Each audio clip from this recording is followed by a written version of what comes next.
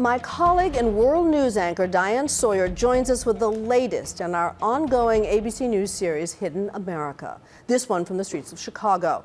Diane, the powerful report we're about to see really takes us inside what can only be described as a hidden American war zone. It is true, but we want to say at the outset, as we know, Chicago is simply a great city filled with wonderful people. But as we're going to show you, there are some areas where small children really do live, as we said, in a kind of battle zone. So listen to this number. At least 419 people were killed this year across a dozen neighborhoods in Chicago, and that is more than all the U.S. troops killed in Afghanistan this year. The cause, rival gangs creating anarchy, and so Nightline and World News decided to try something different, something unprecedented. We gathered 38 members of rival gangs, past and present, from Hispanics to their black rivals, to talk about the slaughter and how to make it stop. Tonight in America, tens of thousands of children are living in a war zone. One of them is a little boy named Ralph. Hey, Ralph, it's Diane. Ralph is an irrepressible force of nature. That's it. He is also a child who pulls down the blinds in case someone shoots into his living room. I really don't go outside. Just scared. Or is they gonna shoot me or stab me? He hears gunshots day and night. You see the alley? It be gangbangers running and shooting. It was a gunshot that killed his grandmother, who was just standing outdoors. This my grandma. And it says, "Rest in peace." For your grandma. We used to eat watermelon a lot, and we used to eat noodles a lot. Every time she used to fix me something, we used to share it, and I love that. So Ralph has a plan to keep his mother safe. On the front door, gates, a padlock, bolts. On the back door, bolts, a bike in front of the door, a trash can wedged against that, and a chair against the trash can. Inside his fortress, he says someday he plans to be a superhero. Hey. Named Ralph. And I'm gonna change this city into a new city by taking all the guns out of the city. Like the guns that killed 10-year-old Julian's big brother, Manny.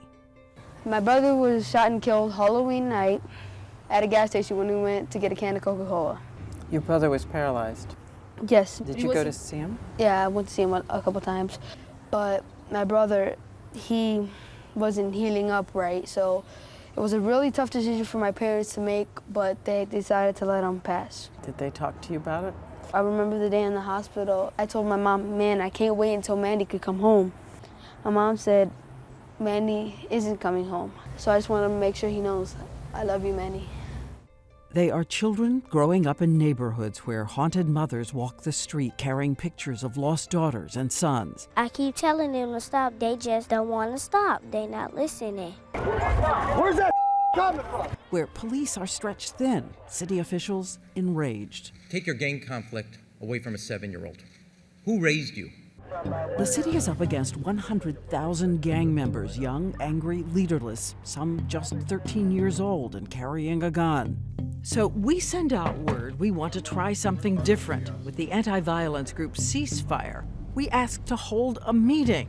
Would they come together? Would they show up? One by one, they agree to come.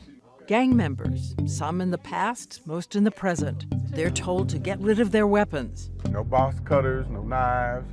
Some of them are seasoned criminals. Nearly 90% have been arrested on everything from drug dealing to attempted murder. One arrested 50 times. He's a member of the Hispanic gang 2-6. He's called Pac-Man. His friend is Puppet.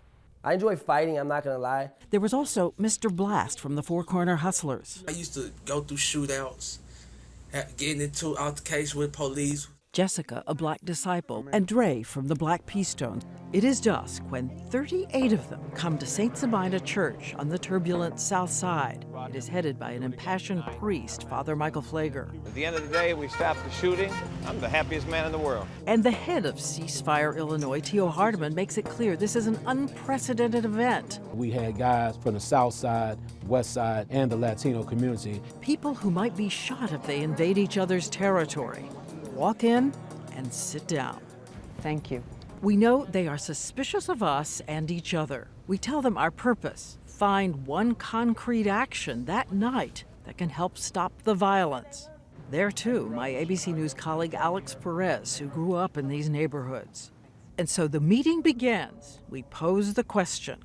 Can it be that there's no way to do something? It's so deep, I don't think anything really can solve nothing, really. Right away, one by one, they start to tell us we don't understand how they are caught up in a vortex of increasing violence. It's never gonna stop because it keeps growing like a disease.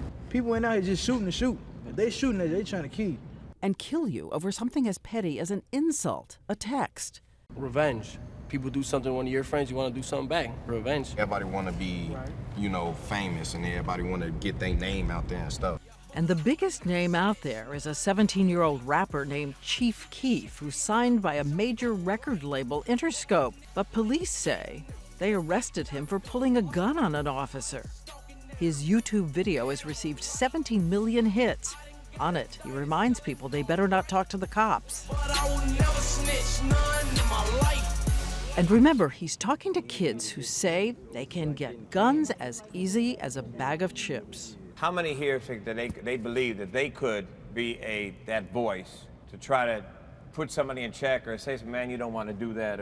But not everybody does. If you feel go shoot somebody and I step in your way and you real heated like you want to shoot them, you're going to probably shoot me to get out your way so you get to the next man. What would happen if instead of grabbing that gun, you waited an hour? An hour could be your last hour. You ain't got time to think you. You gonna be the prey or you the predator? You're gonna be what? The prey or the predator? Which one you gonna be? And when we come back, we take you inside some of their lives outside this room. Help us. Help us try to be better. The impassioned into the night. We don't need Diane to come up in here and say for us what we need to do as a people.